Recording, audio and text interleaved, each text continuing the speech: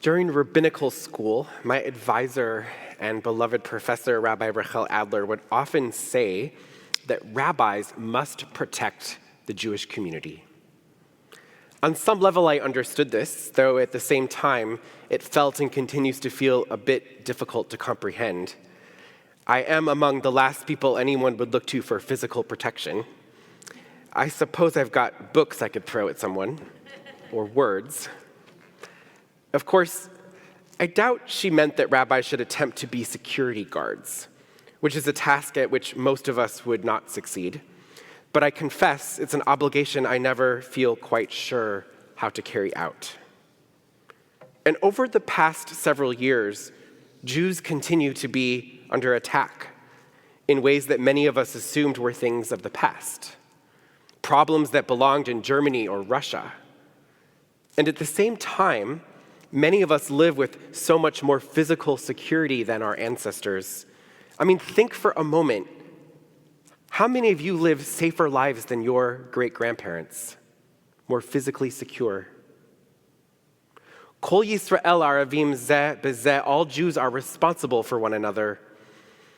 And while I don't think you need me to say this, it seems necessary to state clearly and without any caveat that attacks on Jews for being Jews are wrong. It is terrible and dangerous for us and for democracy. Whether it comes from Trump-inspired right-wing racists marching in Charlottesville or violent left-wing activists who distort and exploit legitimate efforts to bring human rights to Palestinians, or misinformed statements from public officials across the political spectrum, attacks on Jewish people must stop. They must be opposed. There is room in our social justice movements to fight anti-Semitism with urgency, just as we oppose anti-Black racism, Asian and Pacific Islander hate, anti-immigrant nativism, heterosexism, ableism, all of it. I have a poster next to my desk at home that a friend gave me years ago with a quote from Jewish transgender activist Leslie Feinberg. And it reads, "What is realistic is the goal to build a coalition between our many communities to form a movement capable of defending all our lives." Indeed, it is realistic. It is possible and worth believing that we really will, one day, construct security and justice for all people. This week's Torah portion opens with instructions about light fixtures in the tabernacle that look a lot like these menorahs behind me. B'ha'alotecha et hanerot. When you elevate the nerot, the candles, the Torah reads. That's how the parsha opens. And the rabbis immediately questioned this commandment to light lights in Midrash Bamidbar Rabbah. Why, they wonder, would God need light? Aren't lights something that us mere mortals need with our inability to see in the dark and be omnipotent and all of those other God things? And they confirm this. God, the rabbis teach, does not need light for God's own sake.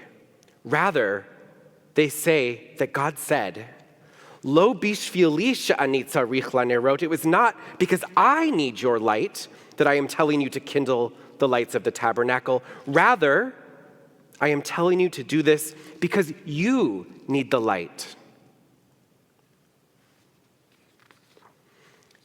They continue, when you put up the lights, God was delighted because of your righteousness. The Holy One, HaKadosh Baruch Hu, said to Israel, "Be careful to light lights for my sake, and I will shine a great light for you in the future to come." In this week when our people faced violence in America, when just last week Jews sat in bomb shelters in Israel, when the crisis facing Jews and Palestinians is once again reduced to meaningless yet inciting memes on social media that leave neither community safer, this teaching from Chazal about the commandment to light the lights stands out to me. It is a mitzvah, it is a commandment to keep the lights up to keep the lights burning, not for God's sake. God is light and darkness. God commands us to light the lamps because God wants us to do good things. God wants you to do good things.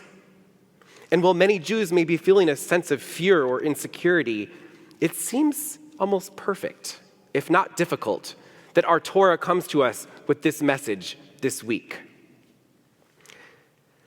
A few nights ago, several of our clergy joined a Bay Area-wide call for teens to discuss the current rise in anti-Semitism.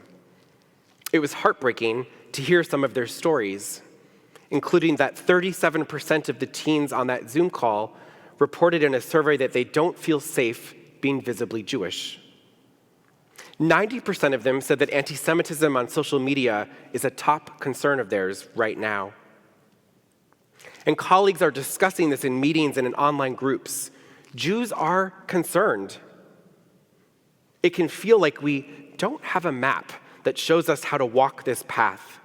Or if we have a map, it's old, covered in dust. What do we do with this moment? I suggest to you that this week's Torah portion offers us a gem of wisdom. Keeping the menorahs burning so that we might see God's light in the future to come must be our orientation as we take action to protect ourselves and continue our commitment to stand up for and protect all people from the forces of hate. God wants us to light the lights for us. We cannot effectively oppose anti-Semitism out of fear, or God forbid, out of hatred.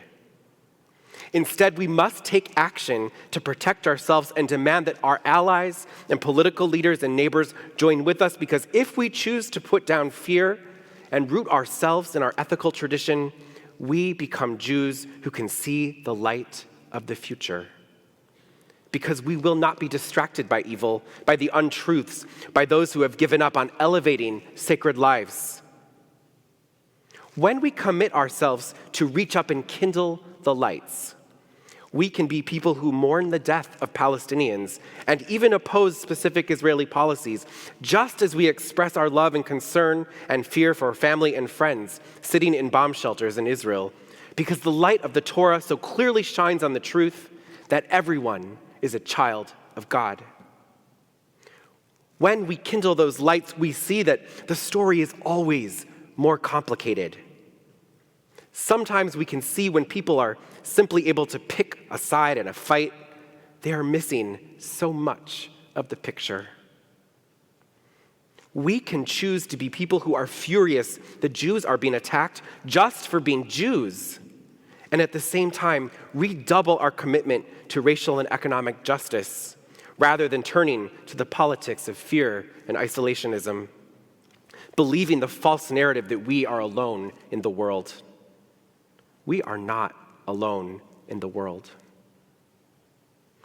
When we let that light shine, we see those who hate us are the minority, and we glimpse the many faces of friends and allies, even if those friends don't always agree or sometimes want us to see things from their perspective.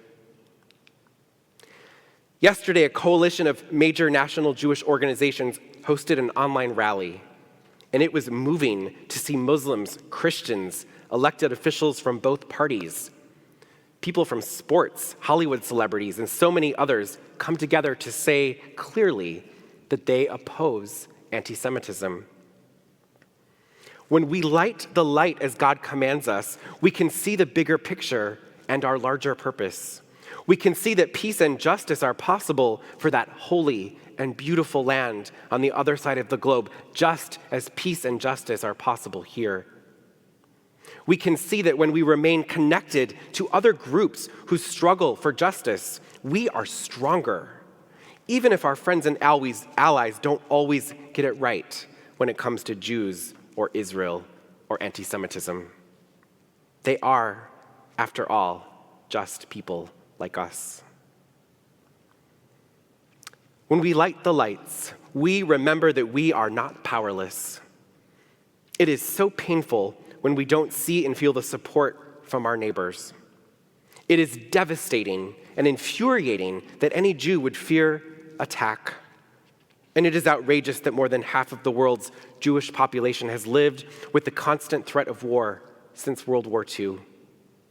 It is horrific that our teens are telling us they don't feel safe. We cannot let this moment confirm old fears that the world is against us. That is the story of those who would wish us harm. That is the story that some Jewish leaders and organizations have sadly told in an attempt to raise money or blindly support everything that Israel does, rather than teach a love for Israel that is profound and complex, a Zionism of hope and possibility, courage, truth. When we affix those lights, we see the many messages from Muslims, Christians, celebrities, everyone. We see that opposing anti-Semitism may be the first thing that Mitch McConnell, Alexandria Ocasio-Cortez, and Nancy Pelosi all agree on.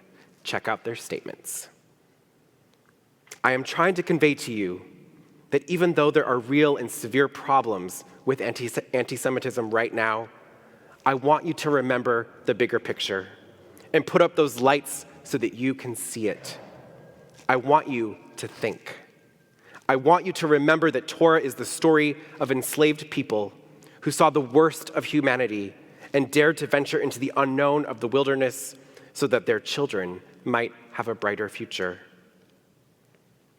Let us keep the lights of goodness, hope, faith, truth, ethics, burning through the days and nights to come. We must not fall into the trap of reacting from fear.